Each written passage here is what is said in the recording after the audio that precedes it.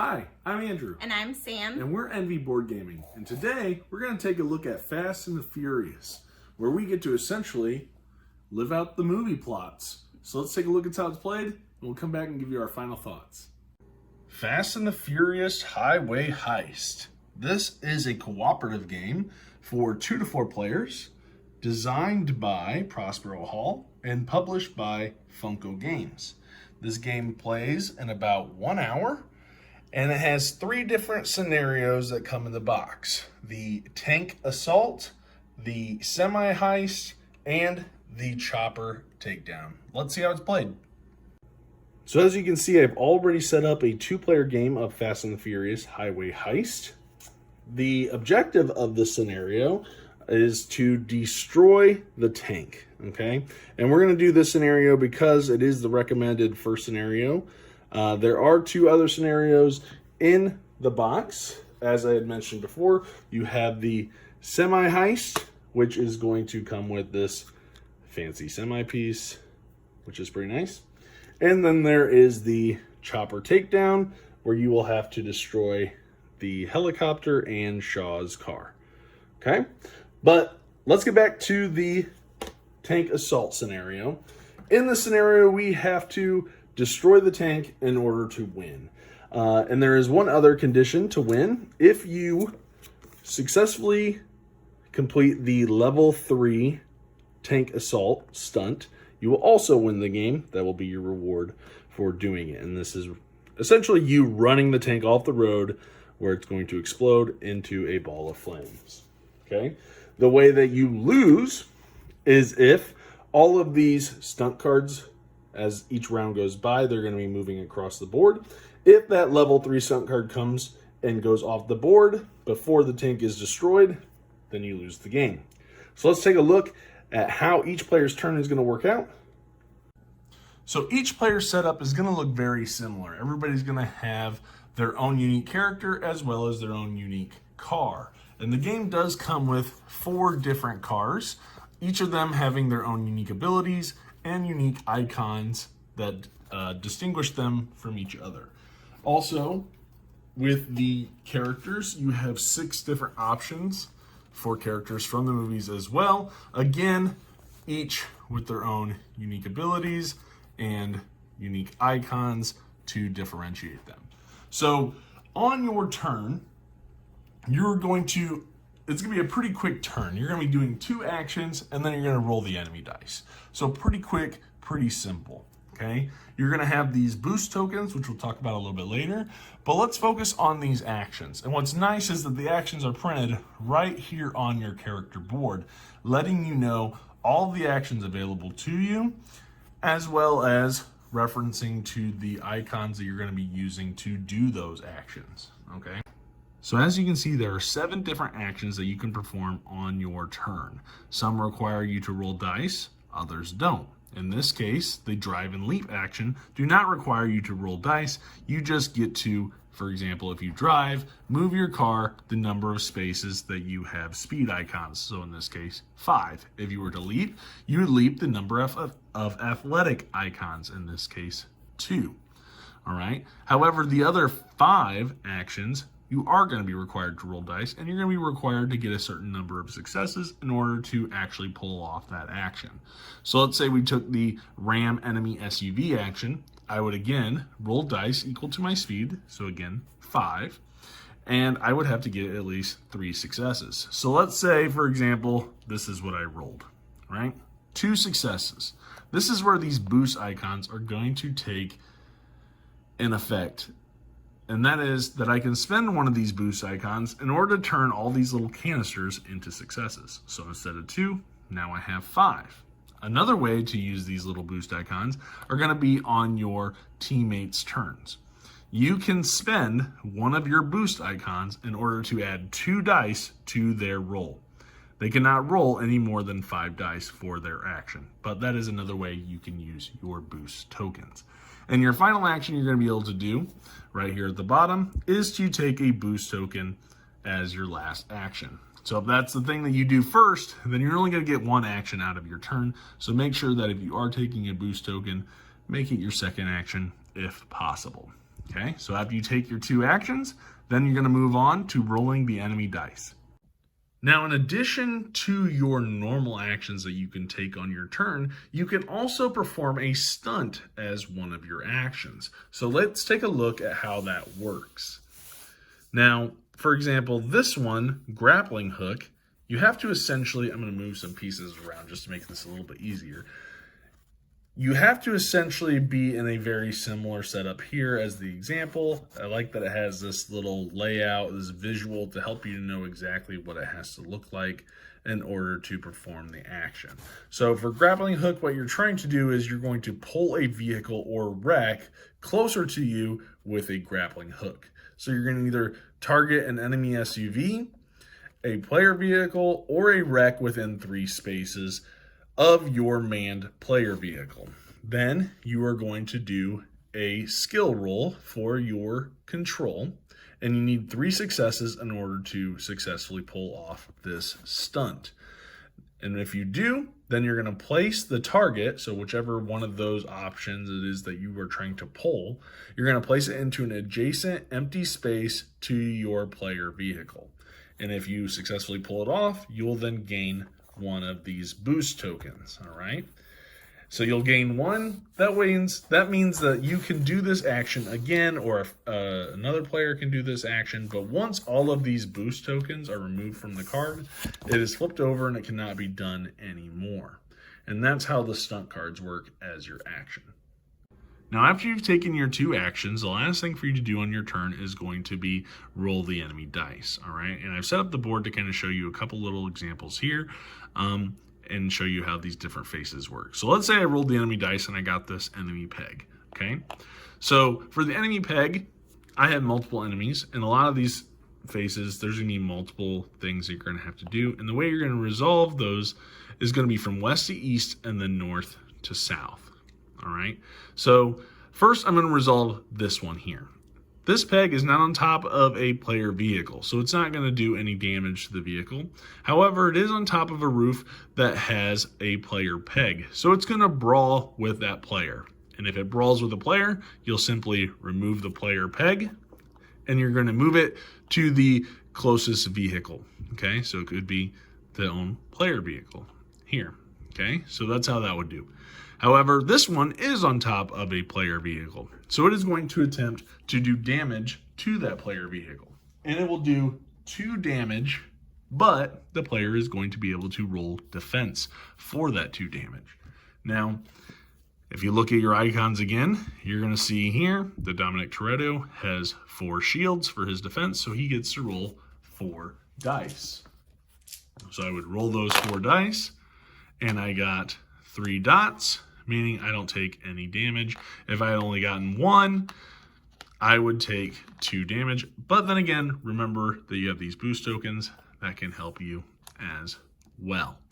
Now, if he was not on top of the player vehicle and was not on top with a roof with a player peg, this peg will move to an adjacent vehicle if possible. If not, it won't move at all. So that is this peg, enemy peg face.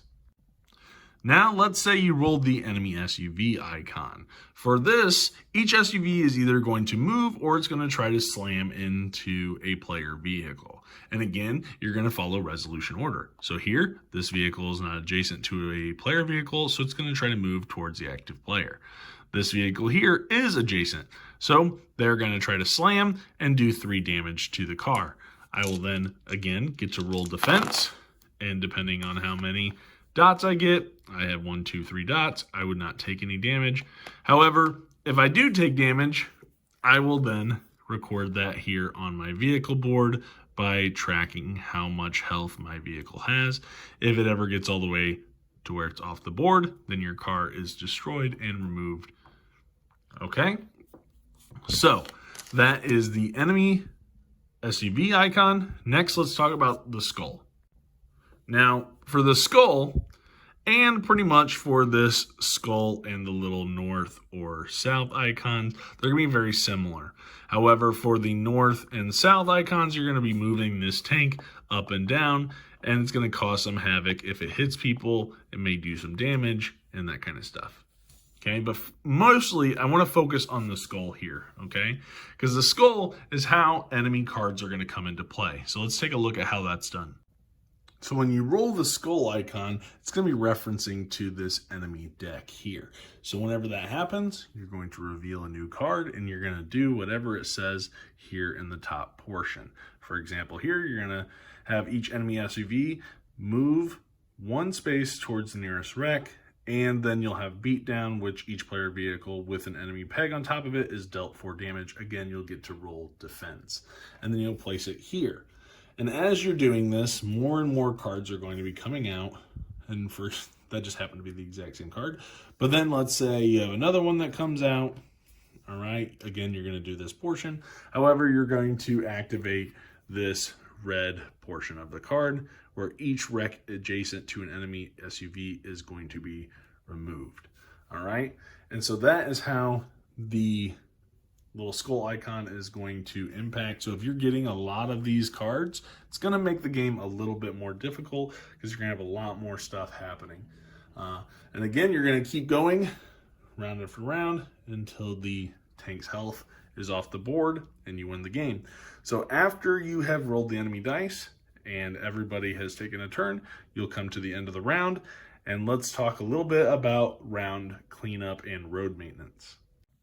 Now, at the end of every round, you're going to have a little bit of road maintenance, which are simply going to be looking at the wrecks, any unmanned player vehicles, as well as the stunt cards down here. All right, so if there is a wreck, and again, you're going to be doing it in resolution order, the wreck is going to move to the west 4 spaces. 1, 2, 3, 4, right? And in that process, it hit this other enemy SUV, and that in turn is going to be destroyed. So that enemy SUV is going to come off the board because it ran right into the wreck, okay? Now, let's move on to unmanned player vehicles. So, for example, let's say my character is on top of the tank. That means nobody is driving my vehicle. That means that this vehicle is going to move back 1 space. Since there's obviously nobody driving it, it's just moving a little bit slower than all the other cars going down the road. And then the last thing you're going to be doing is you're going to be looking at the stunt cards here. They are going to shift down a space, and then you're going to bring out a new stunt card, and you'll refill, or not refill, but actually fill the little boost icons there, since now you'll have a new stunt available to you. And that is how you play Fast and the Furious Highway Heist. All right, and that's how you play Fast and the Furious Highway Heist. So, yeah, let's jump right in. Do you want me to go first? You want to go first? You can go first. All right, so first I will say this is a very thematic game. Like, if you are a fan of Fast and the Furious, I think that this game will be very appealing to you. To be honest, for me, I've seen some of them, but I think I lost track. There's like 9 movies now. Yeah, but I enjoyed the first few. So when I was playing the game, I played through I played through all 3 scenarios, but I like the semi-heist the most because it made me think of the first movie, which is probably, one of my favorites out of the series. But I think in the scenario, you are trying to recover stolen cargo, but in the first movie, they're actually trying to steal the cargo. So there's a little bit like, I thought they were bad guys, but in this one, they're helping and stuff. So, but I don't know all the movies, so I don't know if there is like a chopper takedown one in one of the movies. There might be a tank in one. I can't remember, but I really like the semi-heist one the most, just because it made me think most of the movies. I liked that it had all the characters. It had a very Toy Factor-esque to it with the helicopter and the tank and the semi, and the door on the back of the semi opened up, which I thought was really neat and thematic.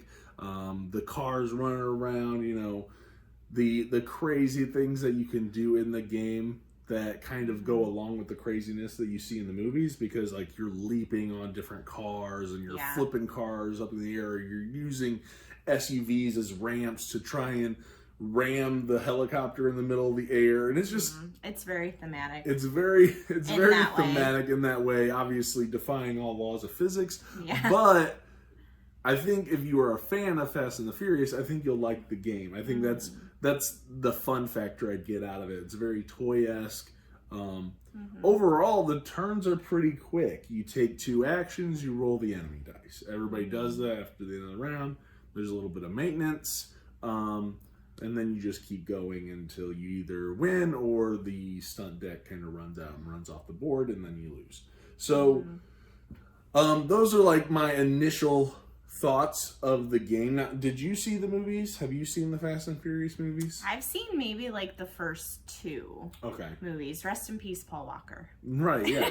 And that's cool. Like, you could be Brian O'Connor. And that was neat. I loved him in the movies, but I've only seen maybe, like, I feel like the first couple. Right. And then you like said they just kept going and going and going, right. And at that point I lost track. But yeah. I think I saw Fast 5, and that might have been the last one I had seen.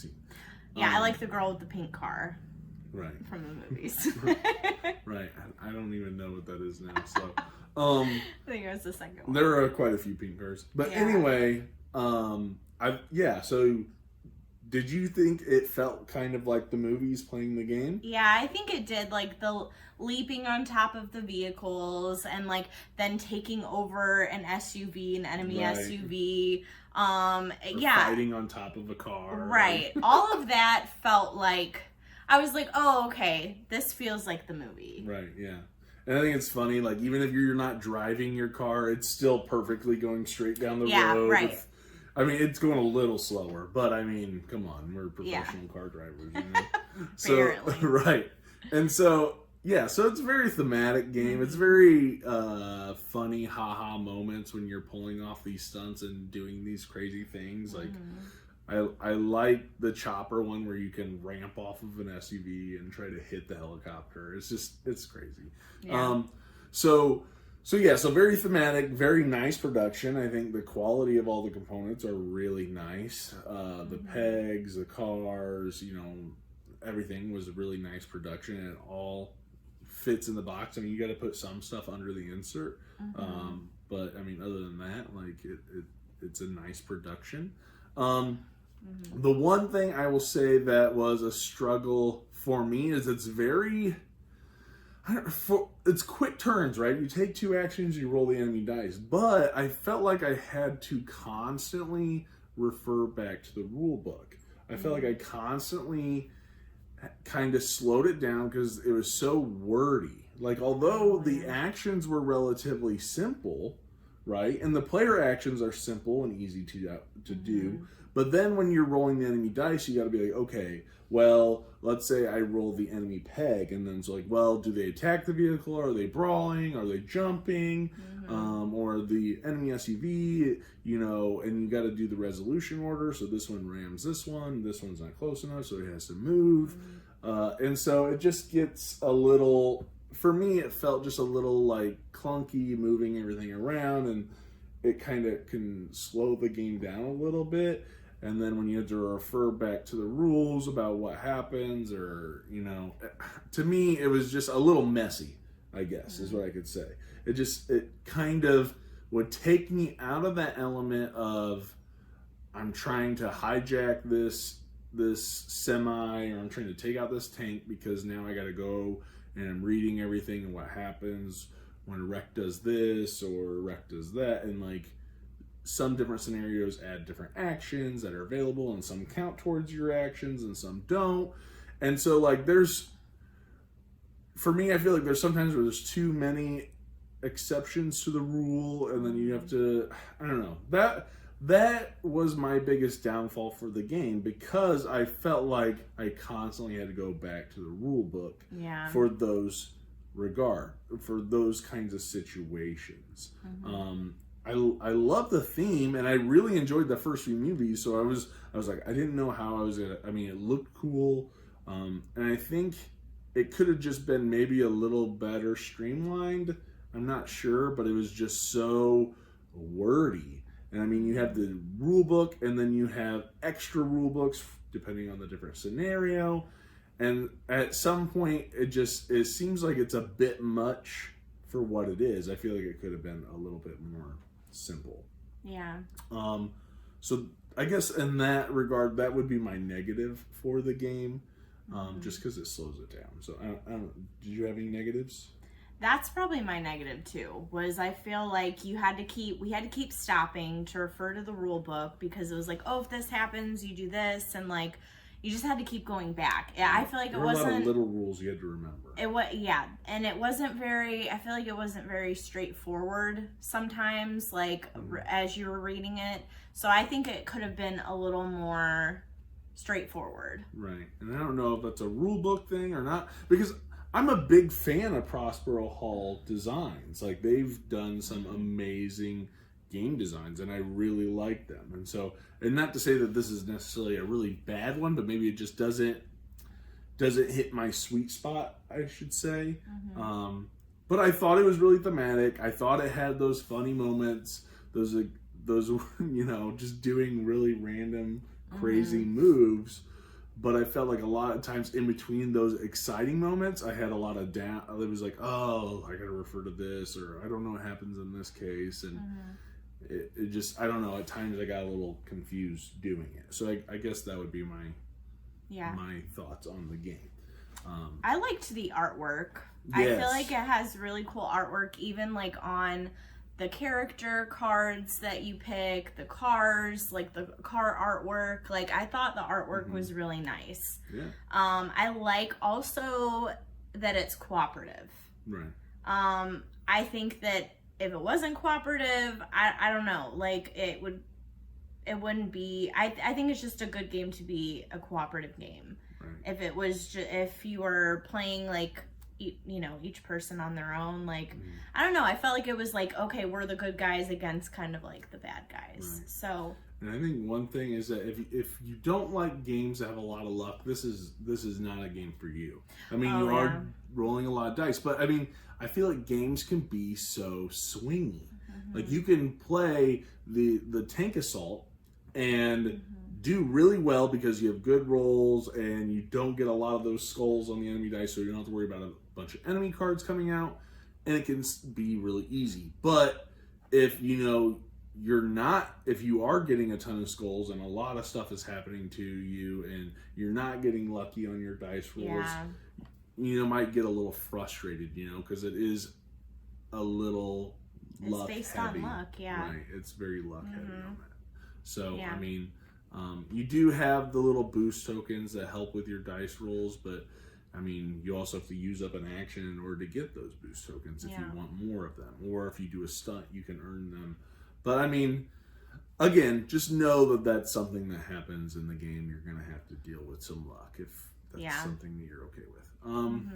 So my final score for Fast and the Furious, I think I'm going to put this at a 6.5. I think it has those really fun, exciting moments. It's really thematic. I love the production. They did a really good job. I think just because it seemed a little wordy and maybe a little too rules heavy, and obviously there's a lot of luck involved, but you're gonna play this game if you like Fast and the Furious. That's who this is for. Right. I don't think this is for younger kids. It says ages 12 and up, but I mean, to me, I mean, it's very toy factory, but I wouldn't think of playing this game with kids because it's maybe deceivingly more heavier than it looks. Yeah, it is. Yeah. I think it would be if you had like some high schoolers, like maybe they could grasp the concept. But I think, I'm thinking maybe of like some 12-year-olds. I don't know if they play a lot of games, if they play a lot of strategic I feel like games. Kids will just get frustrated with the downtime. Right. Yeah. So what would you score it? I'm probably gonna give it a 5. A 5? Okay. Yeah, I'm not really a fan. I mean, Fast and the Furious, like it. I'm not a huge fan of that. But if that's your thing, then I like thematic games though. So to me that felt thematic, but it just wasn't really my thing. I felt like, the rules were kind of too much. But I did really, the artwork was nice. So I'm going to give it a 5. Okay. So that's our thoughts on Fast and the Furious Highway Heist. check it out. Let us know what you guys think in the comments. And yeah, please like, comment, subscribe, click the little bell icon so you get a notification every single time we post a video. And we look forward to seeing you guys on the next one. Have a good day. Bye.